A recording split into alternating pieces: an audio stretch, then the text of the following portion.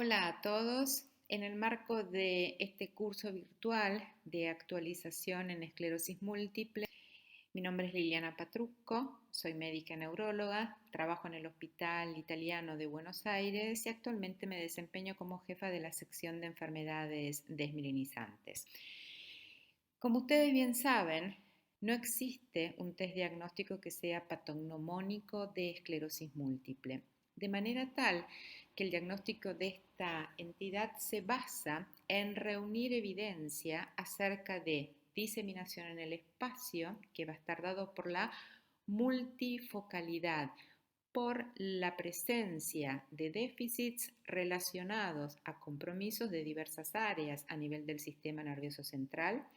reunir evidencia de diseminación en tiempo, es decir, que estos eventos sean recurrentes y que estén separados entre sí por lo menos por un espacio de 30 días, como para que podamos considerarlos como que son eventos independientes, o bien que haya una progresión acumulada o escalonada de discapacidad desde el inicio mismo de la enfermedad, como lo vemos en las formas primarias progresivas de esclerosis. De reunir esta evidencia de diseminación en espacio y en tiempo, es de fundamental importancia excluir diagnósticos alternativos, excluir la posibilidad de que pueda tratarse de otra entidad que desde el punto de vista clínico pueda comportarse igual que la esclerosis múltiple. En la década de los 80, la llegada y la inclusión de la resonancia magnética en los criterios diagnósticos de McDonald aceleró los tiempos e incrementó la sensibilidad del diagnóstico con algo muy importante y que es sin perder la especificidad. Por supuesto, los criterios de resonancia magnética en cuanto al número de lesiones, a su topografía, presencia o ausencia de lesiones que realzaran luego de la administración del contraste paramagnético, que es el gadolinio, se fueron modificando a lo largo de los años. Y de hecho, como veremos en la última revisión de estos criterios que fueron hechos en el año 2017, se introdujeron mínimas modificaciones en cuanto a la diseminación en espacio. Por supuesto que debemos de contar siempre con la presencia de una o más lesiones hiperintensas en las secuencias de T2 y que sean características de esclerosis múltiple en al menos dos de las siguientes 4 áreas del sistema nervioso central. Uno es el área periventricular, muy típica de esclerosis múltiple, la región yuxtacortical, y lo que se agrega en la revisión del 2017 es la presencia de lesiones a nivel cortical, dado que las técnicas de resonancia magnética permiten identificar la presencia de lesiones en esta topografía, que por otra parte contribuyen al diagnóstico, ya que no es frecuente encontrarlas o en pacientes migrañosos, o en pacientes sanos o en pacientes con diagnóstico de espectro de neuromielitis óptica, que en muchas ocasiones puede plantear diagnóstico diferencial con esclerosis múltiple. La topografía infratentorial o bien la localización de lesiones a nivel de la médula espinal. Importante y a destacar es que a diferencia de los criterios de McDonald 2010, no se hace la distinción entre lesiones sintomáticas y asintomáticas y se sugiere, aunque esto no es mandatorio, que en determinados individuos, sobre todo aquellos que son mayores de 50 años o que presentan factores de riesgo vascular, sería recomendable contar con un mayor número de lesiones periventriculares para hacer mucho más específico el diagnóstico. Y por supuesto, hay una excepción que está dada por las lesiones en el nervio óptico, de manera tal que ante un paciente con una neuritis óptica no vamos a considerar la lesión en el nervio óptico para reunir evidencia de diseminación en el espacio, ya que por el momento esta evidencia es insuficiente para apoyar la inclusión de esta topografía.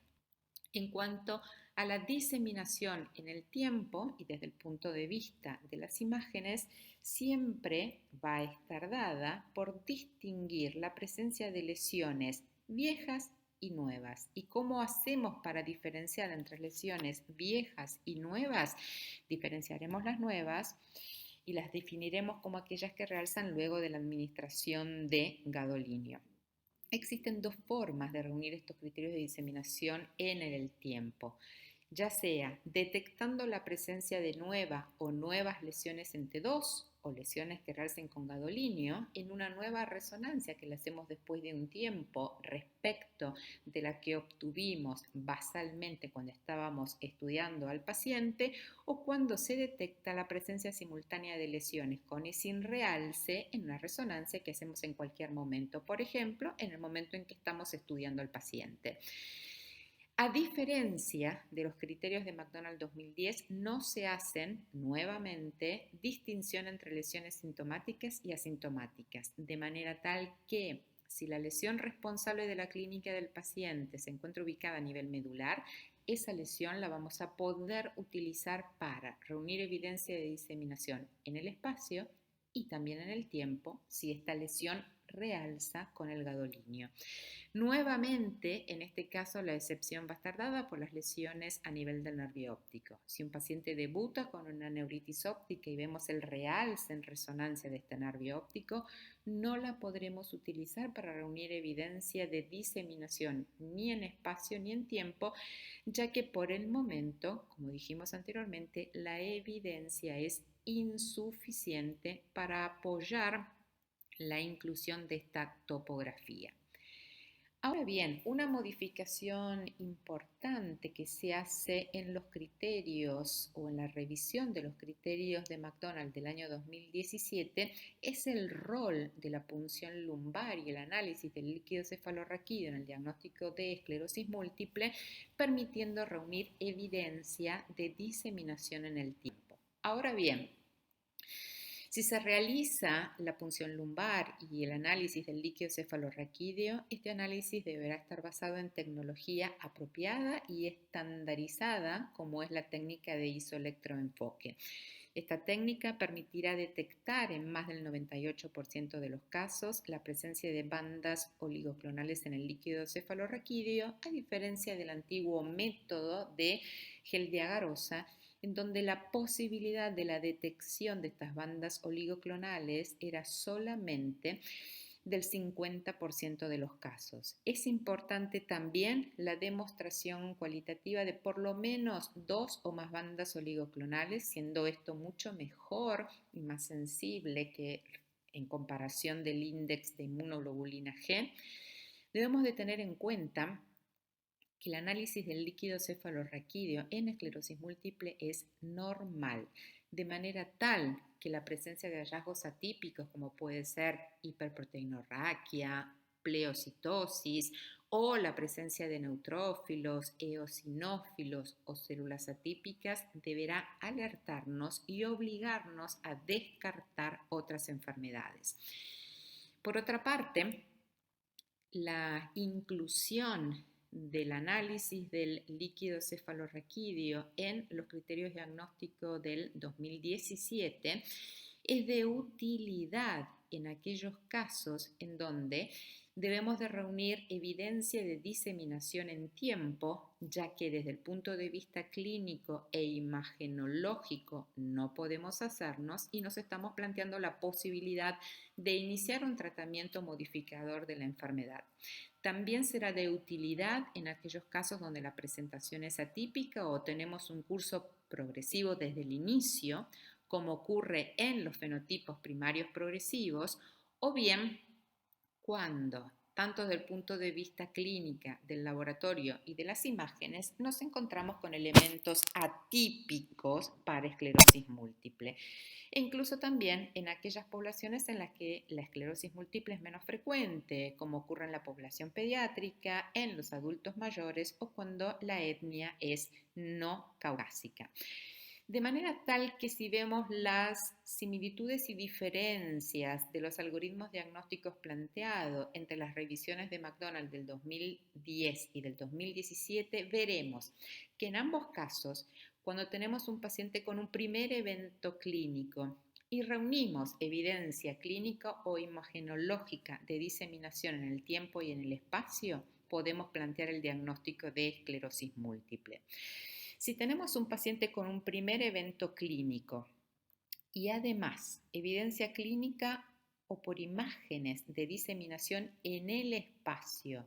pero no en el tiempo, según las revisiones del 2010 e incluso en las del 2017, deberíamos esperar un segundo evento clínico o una nueva resonancia con evidencia de diseminación en tiempo para decir que ese paciente tiene esclerosis múltiple. La modificación que se hace en el algoritmo diagnóstico del 2017 es que la presencia de bandas oligoclonales en el líquido cefalorraquídeo nos da este elemento que nos faltaba y que es el tiempo, y podemos definir entonces el diagnóstico de esclerosis múltiple. Ahora bien, si tenemos un paciente con un primer evento clínico, por ejemplo una neuritis óptica, pero que no tiene evidencia desde el punto de vista clínico porque su examen neurológico es absolutamente normal, ni tampoco imagenológica porque las imágenes son normales de diseminación en tiempo y en espacio, tanto en los criterios diagnósticos 2010 cuanto 2017, deberemos esperar un segundo evento clínico o bien una resonancia nueva en donde podamos reunir evidencia de diseminación en tiempo y espacio y plantear la posibilidad diagnóstica de esclerosis múltiple. Pero veamos ahora cómo todo esto podemos aplicarlo o llevarlo a la realidad a través de un caso clínico. Y estamos frente a una mujer de 25 años, sin antecedentes personales y o familiares de relevancia, que consulta en octubre del 2018 por un episodio de disminución de la agudeza visual en el ojo izquierdo acompañado de dolor a la movilización ocular. Cuando se la examina,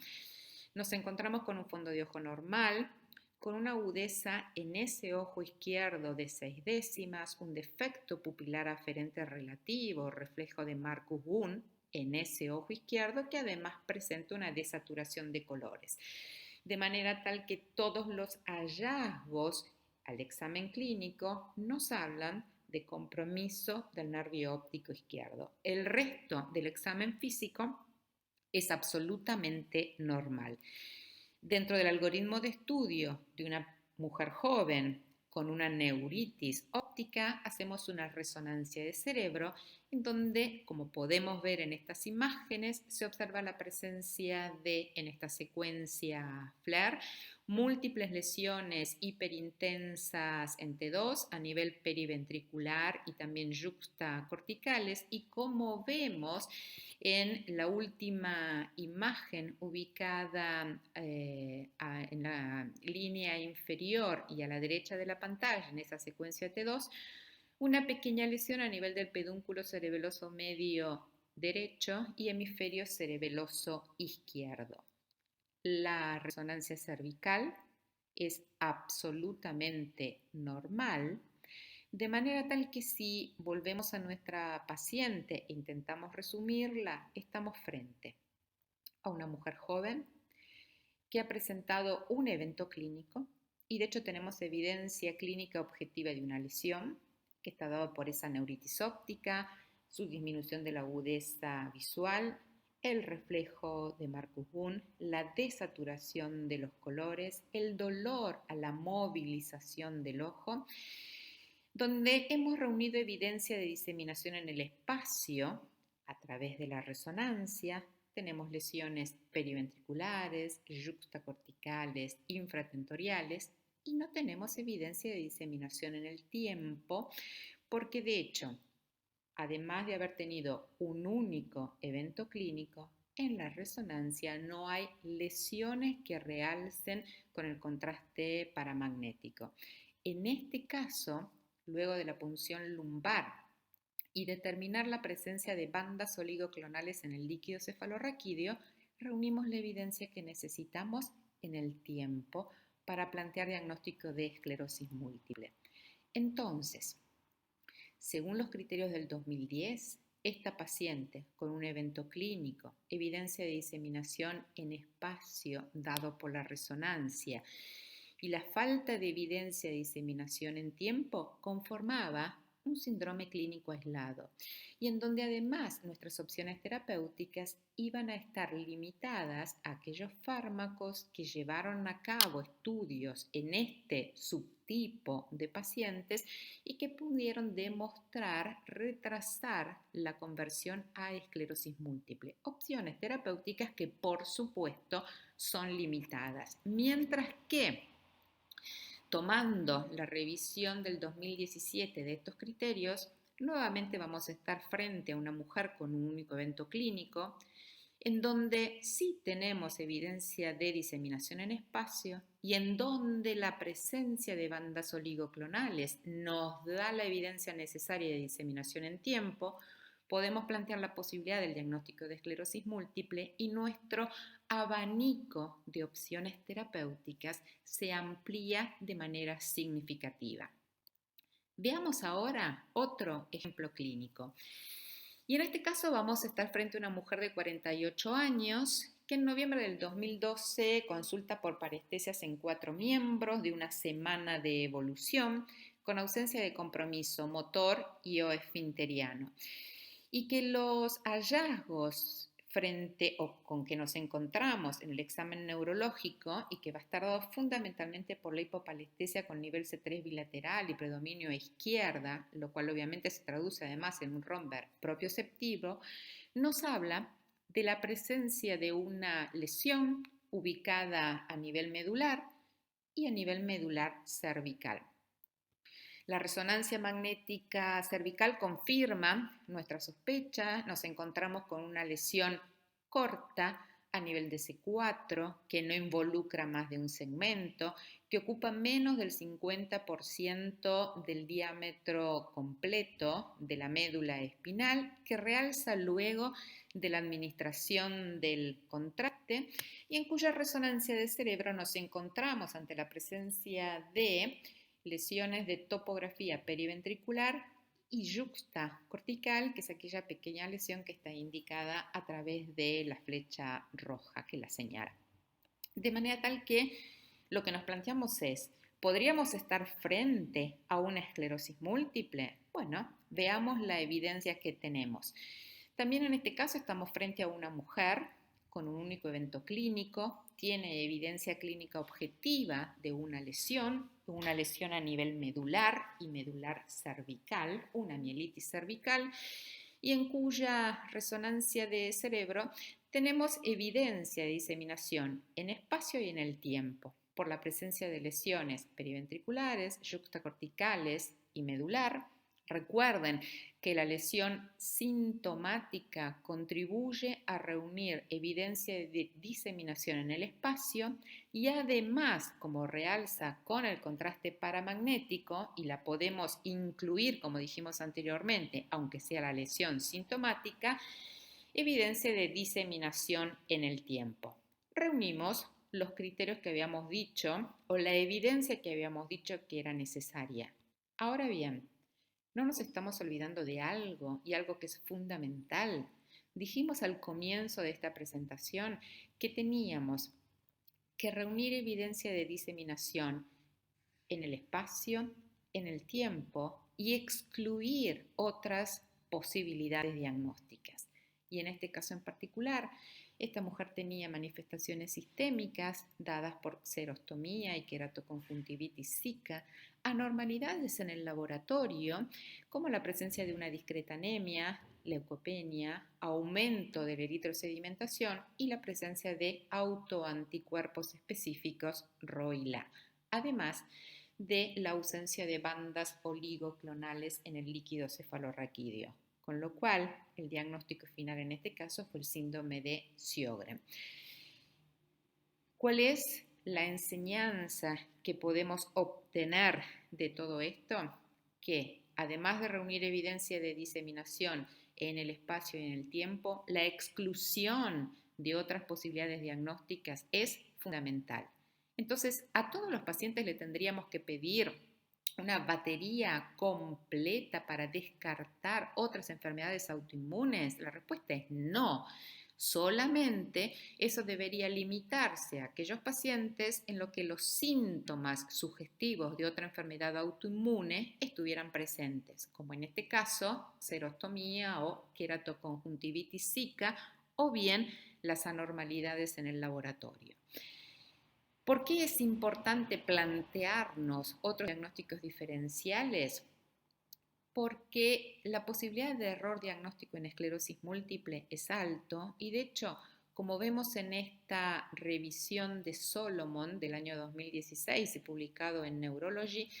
el error diagnóstico puede llegar inclusive al 50% de los casos, en donde los motivos de error más común es la migraña, la presencia de lesiones absolutamente inespecíficas en la resonancia de cerebro. Y más allá de interpretar inadecuadamente los hallazgos de las imágenes y no contextualizarlos dentro de lo que le está ocurriendo al paciente, más de un tercio de estos pacientes habían recibido tratamiento e incluso más de una droga modificadora de la enfermedad. ¿Y cuál es el rol de los potenciales evocados? Fundamentalmente los potenciales evocados visuales. Se discutió largamente su inclusión en los criterios diagnósticos del 2017 para contribuir a la diseminación en el espacio. ¿Y qué se vio? Que si bien su inclusión mejoraba discretamente la sensibilidad de estos criterios para predecir un segundo evento a los 36 meses post primer evento desmielinizantes, reducía la sensibilidad. Por lo tanto, al momento no hay datos suficientes acerca de la sensibilidad y especificidad diagnóstica de los potenciales evocados visuales en aquellos pacientes en los que claramente hay historia de neuritis óptica o bien tenemos una evidencia clínica de neuritis óptica. Por lo tanto, al momento actual no son incluidos. Podríamos concluir diciendo entonces que los métodos complementarios, por supuesto, son de ayuda para el diagnóstico de esclerosis múltiple, pero es fundamental que lleven a cabo un exhaustivo interrogatorio personal y familiar, que realicen un minucioso examen neurológico para detectar la presencia de anormalidades que nos hablen de temporalidad y de espacialidad. Por supuesto, interpretar adecuadamente los hallazgos en la resonancia magnética. La resonancia magnética es un método muy sensible para detectar la presencia de lesiones a nivel de sustancia blanca, pero sumamente inespecífico. Un montón de otras entidades nos pueden dar hallazgos similares. Y tengan en cuenta que estos criterios diagnósticos y la utilidad de la resonancia magnética incluida dentro de estos criterios diagnósticos se basan fundamentalmente en la ayuda que podemos obtener ante pacientes con un primer evento clínico y en los cuales tenemos que reunir evidencia de diseminación en espacio y en tiempo. Tenemos que ser capaces de seleccionar adecuadamente los estudios de laboratorio cuando la duda diagnóstica es razonable, y esto también tiene que ver con la utilización adecuada de los recursos y analizar el líquido cefalorraquídeo cuando necesitamos reunir evidencia de diseminación en el tiempo, esto sí, en aquellos casos en los que es necesario, o bien cuando se plantean diagnósticos diferenciales. Les agrego acá bibliografía como para que puedan leer y complementar lo que hemos discutido en estos minutos y les agradezco enormemente su atención.